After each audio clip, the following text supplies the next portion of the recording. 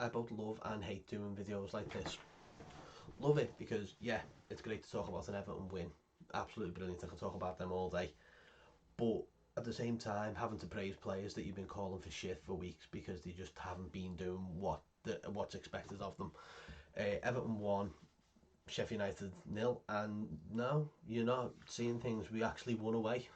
So you know, uh, today was a bit of a weird night for Everton. This one, you know, you look back at Wolves, you look back at Aston Villa, and you go, there's not a footballing team in there at all. And today we were pretty much the better side. I don't think Sheffield had much to offer us. I think they had Europe in their mind a fair bit, and then once they went a goal behind, they were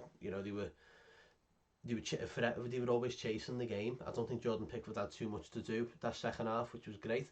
But we'll just go through the start of the game. Ancelotti made 4 changes today with Jared Branthwaite making his full league debut. More on that cat in a minute. Sigurdsson, and we had Walcott and also Sidibe in for Seamus Coleman as well.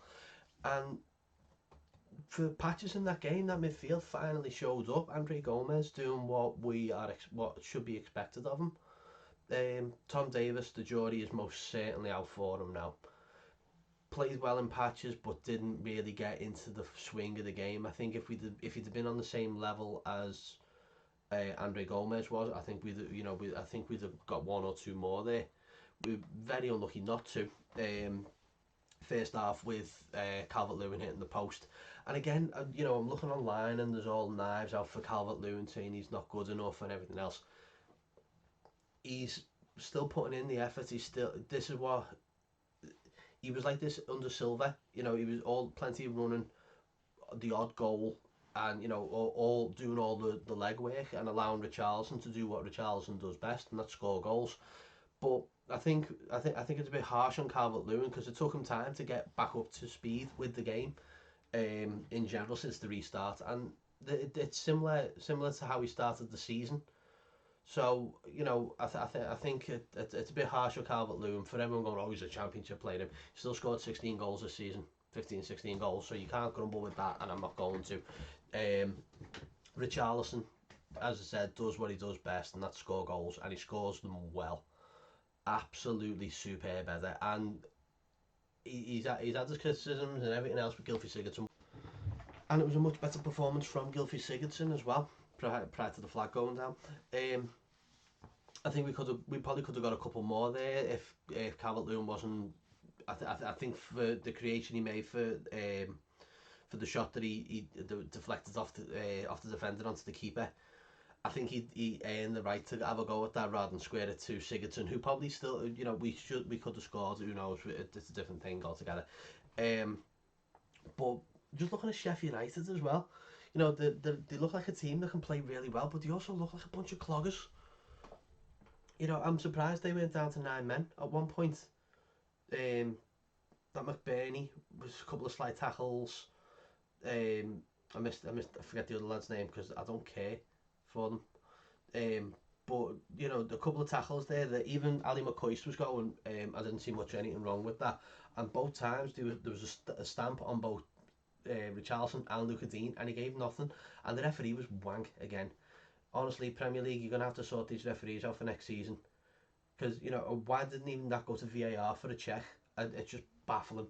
It just seems like they'll pick up VAR when it suits them.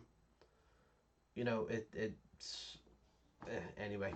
But I want to talk about the young man who, for me, was also man of the match. Grew into the game so well, and it's been an absolute roller coaster 6 months for the lad Jared Branthwaite.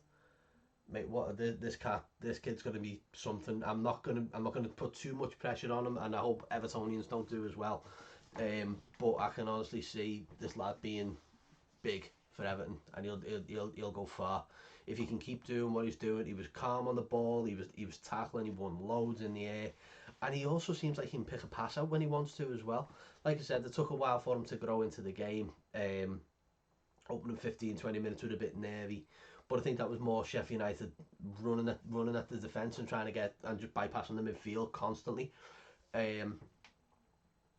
Yeah, I've got no complaints there. I think the, when as I was saying at the start, you know, I love doing these and I hate doing these because there was, you know, last week we were calling out Andre Gomez, we were calling out Pickford. Pickford didn't have a lot to do today, which is fair enough. But he also, when he did have to do something, looked a lot more composed. Obviously, this talk from Ancelotti's given him a bit of a rocket up the arse and realised he's got to actually do something.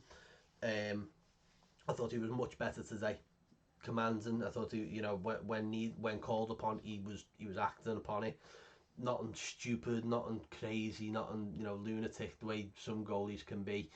And he worked well with the defence. I thought Sadibi played well as well. Getting forward and defensively did well. Um, you know, you tell me who's your man of the match. For me, it's definitely Branthwaite, but I also think that Richarlison, for all the kicking up in the air, you know, just keeps going. You know, you see a lot of commentary giving him a load of sticks like, oh well, you know, he's been kicked and he's going down again, because he's getting fucking kicked.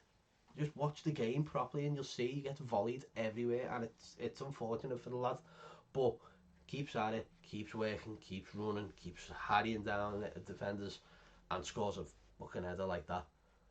You know, Tim Cahill put what a header. Tim Cahill has been proud of that. Duncan has been proud of that header. You know, you get on the end of a ball like that, and it's, you know, that's all you want. You just want that kind of service into the box, which we sorely missed. You know, Gylfi Sigurdsson did play really well today. I thought Theo Walcott as well. Amazing what a bit of pace in that midfield does. Just injecting that bit of someone who just wants to run. First half, it seemed like he was the only one who wanted to get out of our half because we couldn't get out of it for long stints. But you know, I'm happy now. You know, Everton won, Sheffield United 0. We won away. Up the fucking toffees, Colin Chong. Make sure you're liking and subscribing to the channel. Let us know in the comments what you think of today's game, or, you know, Jared Branthwaite, about possibly the future of Tom Davis. Is it stick or twist time? You know, I think the jury is out for a lot of players, and I don't want to say it like a weird thing, but like, are these players playing for the career? Are they playing for their Everton futures? In my feeling is, I don't feel they are right away, but I feel today was a turning point for some of them. They got one game left to improve, so let's make sure they're going out to Bournemouth and winning about 7 or 8 nil, and send them Bournemouth down. Anyway, let us know what you think in the comments. I'll speak to you all soon. Take it easy. Ta-ra.